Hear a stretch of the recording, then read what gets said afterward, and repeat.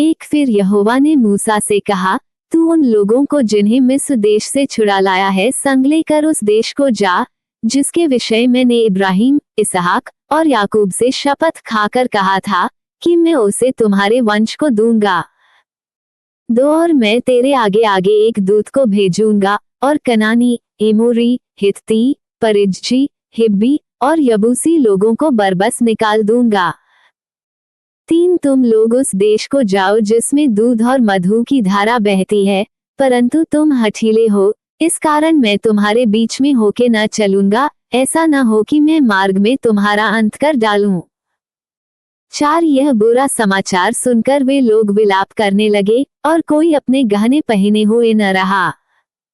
5 क्योंकि यहोवा ने मूसा से कह दिया था कि इस्राएलियों को मेरा यह वचन सुना कि तुम लोग तो हठीले हो, जो मैं पल भर के लिए तुम्हारे बीच होकर चलूं तो तुम्हारा अंत कर डालूंगा। इसलिए अब अपने अपने गहने अपने अंगों से उतार दो कि मैं जानूं कि तुम्हारे साथ क्या करना चाहिए। 6 तब इस्राएली होर्ब पर्वत से लेकर आगे को अपने गहने उतारे रहे।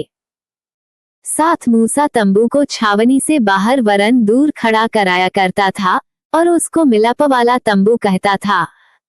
और जो कोई यहोवा को ढूंढता वह उस मिलाप वाले तंबू के पास जो छावनी के बाहर था निकल जाता था। 8 और जब जब मूसा तंबू के पास जाता तब तब सब लोग उठकर अपने अपने डेरे के द्वार पर खड़े हो जाते, और जब तक मूसा उस तंबू में प्रवेश न करता था तब तक उसकी ओर ताकते रहते थे। 9 और जब मूसा उस तंबू में प्रवेश करता था तब बादल का खंभा उतर के तंबू के द्वार पर ठहर जाता था और यहोवा मूसा से बातें करने लगता था। 10 और सब लोग जब बादल के खंभे को तंबू के द्वार पर ठहरा देखते थे तब उठकर अपने अपने डेरे के द्वार पर से दंडवत करते थे। 11 और यहोवा मूसा से इस प्रकार आमने सामने बातें करता था जिस प्रकार कोई अपने भाई से बातें करे। और मूसा तो छावनी में फिर आता था, पर यहोशू नाम एक जवान जो नून का पुत्र और मूसा का टहलुआ था, वह तंबू में से न निकलता था। 12 और मूसा ने यहोवा से कहा, सुन, तू मुझसे कहता है कि इन लोगों को ले चल, परंतु यह नहीं बताया कि तू मेरे संग किसको भेजेगा। तो भी तूने कहा है कि तेरा नाम मेरे चित्त में बसा है और तुझ पर मेरे अनुग्रह की दृष्टि है। 13 और अब यदि मुझ पर तेरे अनुग्रह की दृष्टि हो तो मुझे अपनी गति समझा दे, जिससे जब मैं तेरा ज्ञान पाऊं तब तेरे अनुग्रह की दृष्टि मुझ पर बनी रहे। फिर इसकी भी सुधि कर कि यह जाति तेरी प्रजा है। 14 यहोवा ने कहा, मैं आप चलूंगा और तुझे विश्राम दूंगा। 15 उसने उससे कहा, यदि तू आप न चले तो हमें यहाँ से आगे न ले जा। 16 ये कैसे जाना जाए कि तेरे अनुग्रह की दृष्टि मुझ पर और अपनी प्रजा पर है?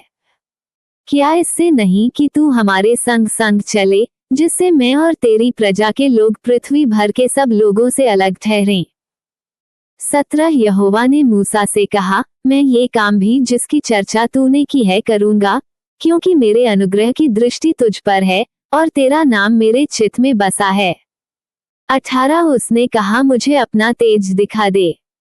19 उसने कहा, मैं तेरे सम्मुख होकर चलते हुए तुझे अपनी सारी भलाई दिखाऊंगा और तेरे सम्मुख यहोवा नाम का प्रचार करूंगा, और जिस पर मैं अनुग्रह करना चाहूं उसी पर अनुग्रह करूंगा और जिस पर दया करना चाहूं उसी पर दया करूंगा।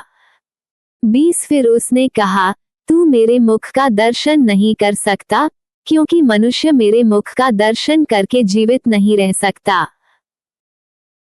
21 फिर यहोवा ने कहा, सुन, मेरे पास एक स्थान है, तू उस चट्टान पर खड़ा हो। 22 और जब तक मेरा तेज तेरे सामने होके चलता रहे तब तक मैं तुझे चट्टान के दरार में रखूंगा, और जब तक मैं तेरे सामने होकर न निकल जाऊं तब तक अपने हाथ से तुझे ढांपे रहूंगा। 23 फिर मैं अपना हाथ उठा लूंगा, तब तू मेरी पीठ का तो दर्शन पाएगा, परंतु मेरे मुख का दर्शन नहीं मिलेगा।